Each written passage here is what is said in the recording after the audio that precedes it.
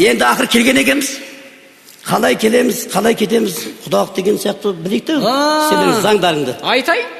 Біздікіде енді салт дәстүр елдікіндей. Жоқ, енді білемін ғой, енді бірақ айырмашылық бар шығар. Айырмашылық чуть-чуть айырмашылық. Ананың ақ сүті 250 мың теңге.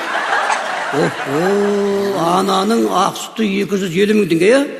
Сонда литрі қаншадан болды оның? Ал, жарайды, ары қарай. Әке күші деген болады. Әке күші. Өзің шығарсың? Өзім. Оригинал. Қанша? 200 мың теңге. Әкенің күші 200 мың теңге, е? Сәл-пәл түспейсіңдер ма? 150 бола ма? Тағы да кішкене түссеңдерші. 100. Окончательный 100. Әкесін совсем чумақ жібердің болсын. Жарайды ал, ары қарай. Тойға 2 жылқы. Мәссаған, 2 жылқы? 2 жылқы. Дай сақтасын. Кішкентай алып келсең бола ма? Кішкентай не керек? Кішкентай не керек? Әкелген соң дәуін әкелмейсің ба? Көзге көрнекті. Ары қарай. 3 сауынды сиыр. Именно сауынды сиыр. Именно сауынды сиыр. Бұға болмай ма? Бұқаны сендер сауылмасаңдар, бізде сауылмайды екен.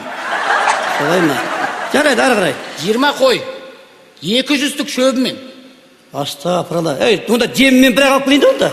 Жемнің керегі жоқ. Былтырдан қалған жем бар, рахмет, жетеді.